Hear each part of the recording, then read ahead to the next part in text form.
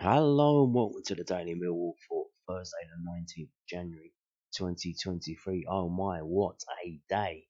Plenty of stuff going on at Millwall today. We've got signings, we've got ins and outs, games postponed, all sorts going. So let's just get cracking and get into it. So this is the signing. First professional contract, Romain Esse, came into the team. 17 years old, and does not look out of place at all. Hasn't really done that much in terms of production, assists, goals, whatnot, but he's looked good when he's had his little cameos off the bench. And we will see. Hopefully, he gets some more game time. And so he signed a new Millwall contract.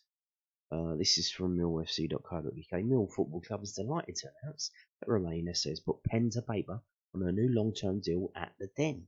The 17-year-old, introduced to the first team setup recently, will now form a part of Garrett's plans for the foreseeable future. A regular in the Lions under-18s and under-21s, Esse tasted senior action for the first time during November's friendly match with Bromley in AC16, impressing in that fixture. The midfielder then appeared off the substitutes bench during Boxing Day's 2-0 win at Watford for his first Sky Bet Championship start, before going on to feature a further 3 times to date, twice in the league and once in the Emirates FA Cup. Esse, who wears the number 50 shirt, will now look to follow in the footsteps of previous academy graduates Billy Mitchell and Danny McNamara in establishing himself at first team level. Yes, indeed, good stuff. Love it. So here we go. This is the story from londonnewsonline.co.uk with some quotes as well. The 17-year-old winger has broken onto the first team scene this season and made his debut in the 89th minute of the Boxing Day win at Watford. Esse has featured 3 more times since, all as a substitute, and is set to add to his game time, especially with Tyler Berry sidelined with a hip issue. Lions boss told our publication at the end of December that the talented teenager was set to stay with the senior setup for the remainder of the championship campaign. I'm a big believer that even if a player is younger than some of the ones in the under-23, but he's good enough, you can see that real potential. They have to almost leapfrog the other players in the group, Rowett told the South London Press at the time. The very, very best players make their debuts at 16 or 17. That's just how it works when you think a player has some special quality. I've been really impressed with him. He's been very calm on the ball. He's got great decision making in sessions. He sees the right pass and before the ball comes to him. It's always a fine balance. You could easily go with senior players, ones that have seen it and done it. But as a club, we always have to try and get that player an opportunity to be part of the group. That might be in and out of the squad, or it might be on the bench. Ultimately, he'll be with us now, certainly for the rest of the season, every day in training. Hopefully, along the way, he can add something off the bench. He will develop more over the next 4 or 5 months for that exposure. He's going to be a really, really good player, but how that develops and how quickly it develops will be down to him. Esse coming into his future is a major boost for the Lions, who saw 16-year-old striker Zach Lovelace snub professional terms to instead move to Glasgow Rangers in the summer. Indeed. So yeah, he was playing for the under-18s. He had a few games for the under-21s, mostly used as a sub. But when he did start, and he was incredible when he started in that game for the under-21s. Really good stuff. And they actually put the clip of the goal that he set up. They used that clip and put it on Twitter, and he looked absolutely amazing in that. That got him the chance to play against Bromley, and his performance in that got him the chance to stay in training. And it's all kind of snowballed, and it's going along. And now he's got his professional contract, so good stuff there. So let's hope he gets some game time and he can play as good in the first team as he's been playing for the under-18s. Although that is a different kettle of fish, so we'll have to see about that. And it was good to see this photo here on the left. This is from his own Twitter account. cracking a smile, nearly, sort of. I mean, he always looks so stern and so serious. But yeah, managed to get half a smile out of him. Signing that contract, so good stuff there. And as he says, he's been at the club since he was 9 years old. 9 years old, so that's 8 years. 8 years, man. Yeah, good stuff. I mean, it's a signing. It's not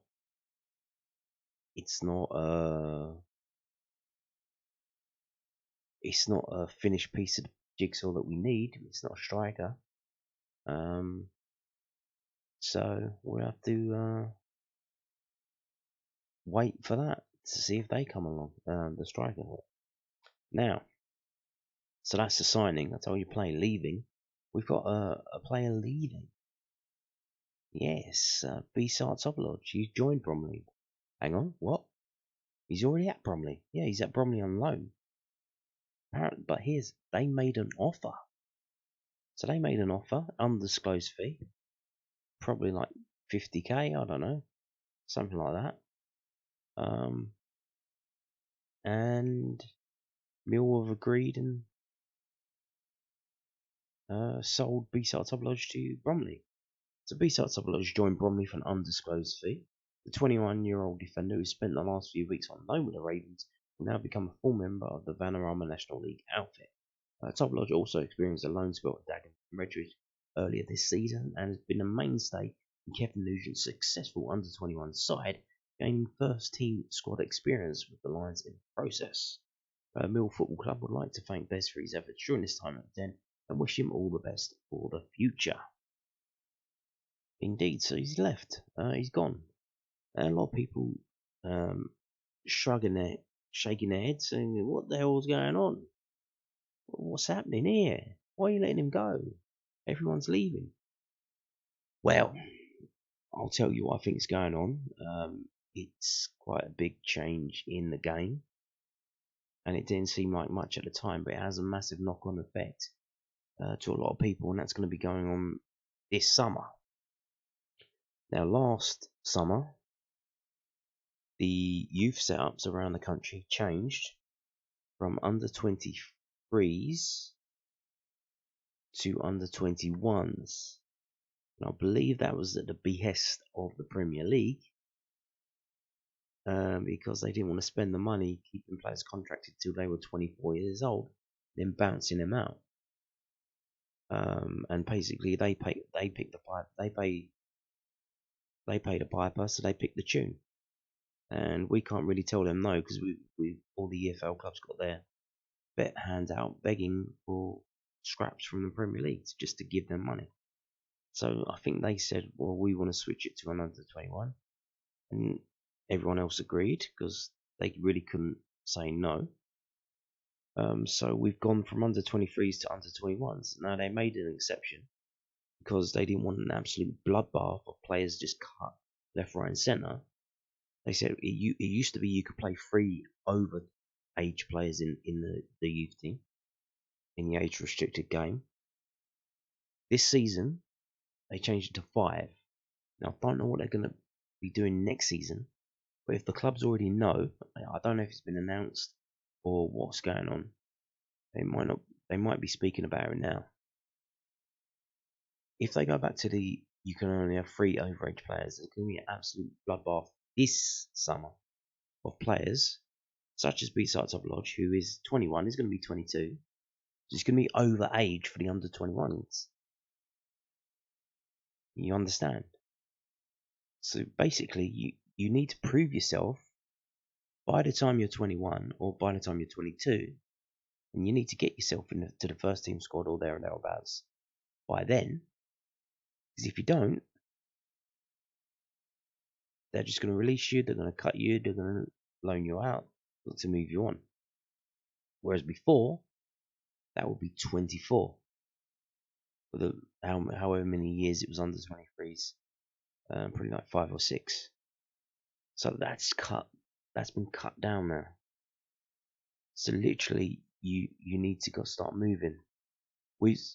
we've got players, as just mentioned before, Romain Esse, 17 years old.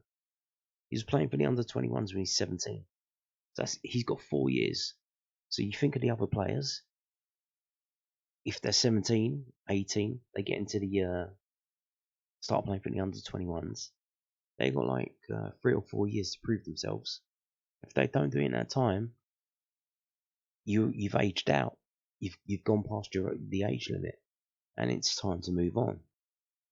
So is this what's happening now? We could see a lot of players moving on from that under-21 group because they might be too old for it. That's what's happening. And what's happening is they've delayed the bloodbath in terms of releasing players from last summer to this summer. It's still going to happen, but yeah. So we've seen Besart Topalloj leave. We've seen Hayden Mullers leave. Seen Isaac Olofi leave. In terms of Isaac Olofi, that we were told in the story from the South London Press. Apologies for my voice. It started to go as I've started to make the video. I thought it would be alright, but it's not. So in terms of the Isaac Olofi transfer to Stockport County, someone let him know to the press that inserted in that deal was first option to buy back from Millwall, which is interesting because I don't know if that seemed to be in the Danny Ballard deal, which we didn't end up doing. But did Millwall not know that existed before? It seems from that Danny Ballard deal, they go, oh, we can do that. So maybe they've done that here with him, with Besart Topalloj, and maybe that's the thing. Because maybe because he's over age, we can't keep loaning him out, so we move him on. But if we've got first option to buy him back, it's basically a long-term loan because we can just buy him back. But don't know about that. But we'll wait and see. But yeah, good luck to him. He's moved on. So here we go. This is a story from London News Online, the South London Press. Millwall defender Topalloj joins Bromley on permanent basis. Millwall youngster Besart Topalloj has joined Bromley on a permanent basis. He's a second lines player on the fringes of Gary Rowett's squad to seal their exit with defender Hayden Mullers recently signing for Ireland Premier Division outfit Dundalk. Topalloj, who can play in central defence and on the left side of midfield, never made a senior appearance for the Lions. He joined Bromley on loan towards the end of December and scored in a 4-1 win over Yeovil Town on the January 14th. Yeah, last weekend he scored. Topalloj started on Crystal Palace's books, signed for Millwall almost instantly after being released by the Eagles at under 16 level, and he qualifies to play for Kosovo through his parents. So there you go. He's gone. He's moved on, and like I said, good luck to him. Now, we got this story from SuffolkNews.co.uk. Millwall could target other positions if striker search stalls. The Lions are still working to find a like-for-like replacement for Benegafobi.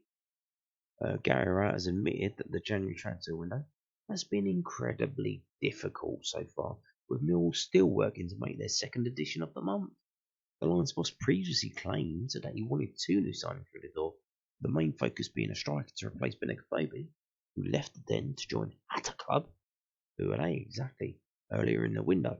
However, the recruitment process has been slow, with Rowett previously saying that the club haven't got the money to blow teams away and won't be the first pick on a lot of top players' agendas.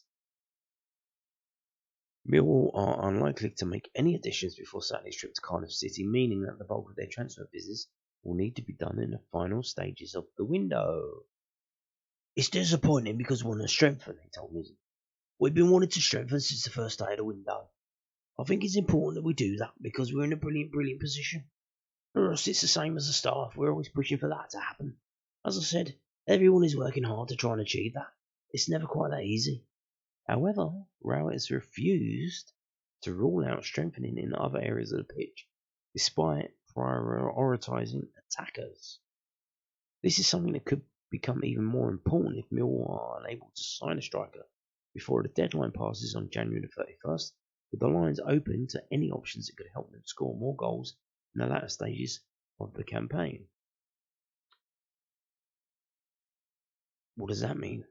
A beanpole? Another beanpole defender that we can throw up front? Mate, I don't know why they haven't been putting Cresswell up front. He's our third top scorer. I'm a manager. I don't think you're ever happy, Rowett laughed. My job is always to look for avenues to strengthen. I think part of this window is that we want to get the right profile player.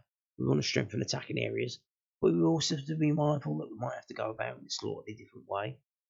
It might have to be that we strengthen a different part of the team because we can't get the right player in another part. You always have to look at it, and that's something we'll continue to do. The club's stance remains the same with outgoings, following the departures of Fabian fellow striker Isaac Olofi, although interest remains in versatile midfielder George Evans. At this moment in time, we're in a position where we won't let anyone go just because of the numbers in the squad, the Millwall manager confirmed. They let Besart Topalloj go, although he had a squad number. He was involved in a few friendlies and stuff, but he wasn't really playing at all. So what is this? Well, what this might be is they might have either a defender or a midfielder coming in.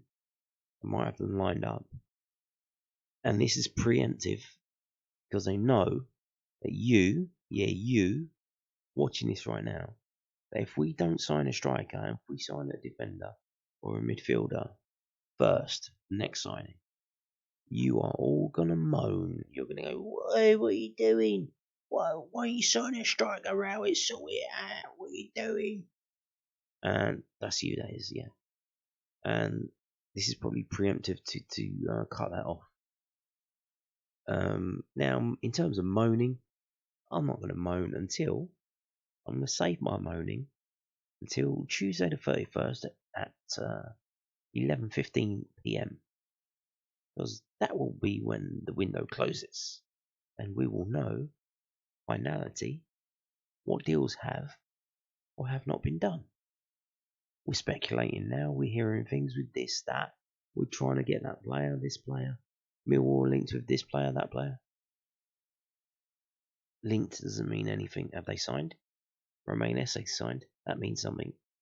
Besart Topalloj is signed, he signed for Bromley, that means something. Being linked with a player doesn't mean a goddamn thing. So I'll wait for the signings to be done or not be done, and then I will moan like the rest of you. Okay? Now in terms of, I told you it's a busy day. We got another games being moved now. So the last game of the season, I'm sure you haven't booked it already. It's in May. They moved it to the bank holiday. So Mill's final day fixture moved to the bank holiday Monday.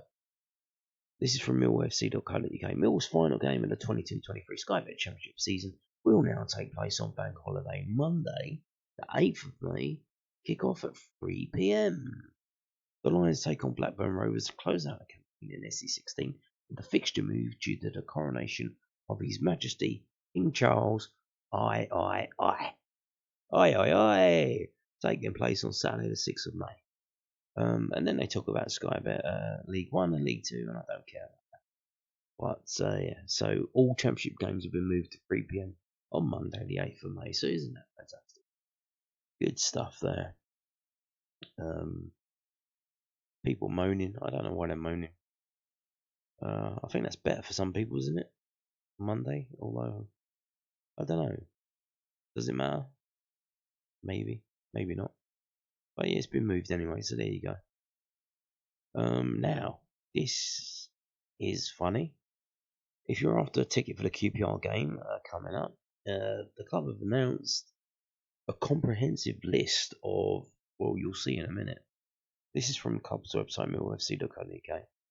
So the tickets are going to go on sale Friday, tomorrow, to anyone who has 620 more loyalty points. That's a lot of loyalty points. How'd you get that many loyalty points? Did you have a Mill tattoo on your dingling? Oh, I don't know, but good luck to you if you do, because it means you get first dibs on QPR tickets. So, yeah, this is on Saturday, the 11th of February, kick-off 3 p.m. It's always a well-attended game. It's I think it's our closest game, our closest derby this season, I believe it is, isn't it? So yeah, it's a game that you can do on your travel card. Always a good atmosphere. Yeah, it's always a decent game. But you can see, so they literally, day by day by day, the amount of loyalty points you need to get a ticket is going down and down and down. And they've literally published this list that is going down and down and down until this is not going to happen yet. So I don't even know why they've gone this far down. They're crazy, because we go down here. So these are the prices. It's kind of ridiculous how expensive they are. But where's the allocation here? So we've got an initial. We've got a total allocation of 2,797 tickets. There's no coach travel for that, of course. So for some reason, like, I'm gonna guess that literally. So you can see here, this one here. So 26th of January. Season ticket holders who have 520 or less. Then it goes on sale to members on Friday the 27th. So season ticket holders have got a week, and then it goes on to members. They'll be gone on that day. They'll be gone. I guarantee it. They'll be gone. They will literally be gone. To be fair, it might not even get that far to members. It might not even get to Friday. Although I'm probably going to guess there might be like 200. They'll get to Friday. But the club have gone all the way down here. It's never going to get here to Wednesday the 1st of February. To members who have 130 or less priority points. It's never going to get that far. It's going to be snapped up between Thursday the 26th and Friday the 27th. Guarantee it. Especially when we've got 2,797 tickets. So there you go. If you wanted a QPR ticket, best bet is to find a season ticket holder who's got some loyalty points. And if they're not going, get their ticket. But don't do that. That's not allowed. So, don't do that. That's not allowed. Now, talking of the game coming up on Saturday. Injury update from londonnewsonline.co.uk. Millwall boss hoping trio can all resume training today and be available for Cardiff City trip. So I wasn't outside the training ground today. I didn't see if these players trained or not. So we'll have to wait and see if they feature. So Mill manager Rowett is hoping that Scott Malone, Sean Hutchinson and Jay Cooper will all train today. The trio are injury doubts for Saturday's match at Cardiff City. Rowett told the South London Press, "We're hoping that Scotty, Hodgie and Coops will all train on Thursday. At that point, we'll see how they are. Hodgie and Coops have only missed a couple of days, which we felt was important to give them the chance not to be carrying something. That's more or less where we are. We've got a couple of other niggles, but nothing too serious. Hopefully, unless we have a disastrous 2 days, the squad will look a bit stronger then again." Attacker Tyler Burry is one who will definitely miss the remainder of the month. Teenager Romain Esse has been a recent addition to the bench and has made 4 substitute appearances, 3 in the championship. He has damage to his hip, said Rowett. At that point of the injury, it looked like a 6-week one. He might come back quicker or it might be longer. That's where we think it will be. It's a bit of a blow because his impact on the bench starting. He's a different type of winger. He's been so crucial so far. To have Bennett go and entirely injured just leaves us a little short of that extra sort of pace and directness 1v1. Tyler is very much, if you get the ball to his feet, he can run at people. That's a massive strength of his. He gets shot up the pitch and into the final third. He can do something a little bit different. Romain is a bit more of a manipulator of the ball to beat people. He can create inside and outside. He's got those lovely feet and passing awareness. Tyler is very, very good at what he does, probably the best of that in our squad. Romain has got a different skill set around the game that makes him stand out. It's an interesting comment there from Gary Rowett saying, even though Romain Esse is coming in to cover for Tyler Berry, do not expect him to play or be like Tyler Berry. Totally different kind of player. So, yeah, please be aware of that. Now, moving on to this from Gary Rowett, a quote from the southernnews.co.uk, a piece about the Hayden Muller transfer. What happened there? What was that all about? So Hayden Muller signed a multi-year deal with Dundalk and will play Europa Conference League football this year. Gary Rowett believes that Hayden Muller's move to Dundalk was the right move for both parties. The 20-year-old, like I said, if you're coming up to 21, you're aging out the under 21s. Became the third player to leave the Den this month after Isaac Lofby and Benik Afobe joined Stockport County and Hatter Club respectively. He played just 4 games for the Lions and is yet to play a full season of senior football after his loan spell at St Johnstone was cut short midway through the 21-22 campaign. Rowett is sure that Muller can still have a good career in football despite his departure, but believes that it was the right time for him to leave SE16. He worked really hard with us, but he hadn't really worked out, he explained. I think he's a talented lad and he could have had a really good career in the game and get back to that sort of level. He's only going to do that by playing games and learning a different environment. For him, he'd have gone past that stage, he'd gone out on loan, come back, and it hadn't quite worked. I spoke about this before. If they come back off a loan, they need to be in our first team. If they're not, then they might have to make that step elsewhere. You've got to try and be fair to the young players. They've got careers. They're desperate to start that. If you just keep them in the under 21s or outside the squad, after a year or two, that's not the right thing to do. You've got to give them the opportunity. If he does really well, I'm sure we'll also benefit from that as a club. Interesting. If he does really well, I'm sure we'll also benefit from the club. Sell-on fee? Sell-on percentage? Interesting. In that case, very good luck to Hayden Muller. Hope he turns it on and becomes a Premier League player and we get a massive fee for him. So, now, I told you there was a lot going on today. We're not finished yet. But one last story, then we're done. And I can rest my voice. This is from Ipswich Town Football Club website, as you can see. The fixture that we were supposed to be playing tomorrow, under 21s, has been postponed. So it's our second game of the week, and it's our second game postponed of the week.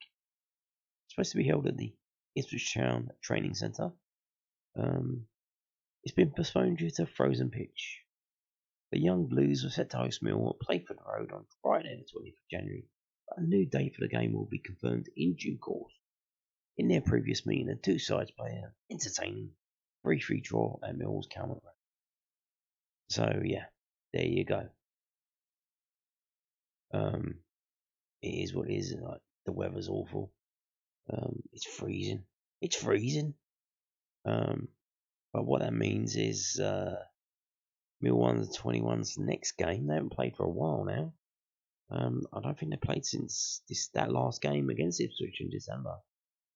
The next game is set to be Charlton away at Dartford's Prince's Park, so that will definitely be paying spectators in front of a stadium. Unless they change it, they might do that. But so far, that's on Monday the 30th. Although they do have a free week next week, so they might put another game in there. I don't know. Maybe not. It's a bit too short notice. So, but at this moment in time, Charlton are playing under 21s, which is always a decent game to watch. So yeah, if it's available, get yourself down to that. And on that note, thank you for watching, and goodbye.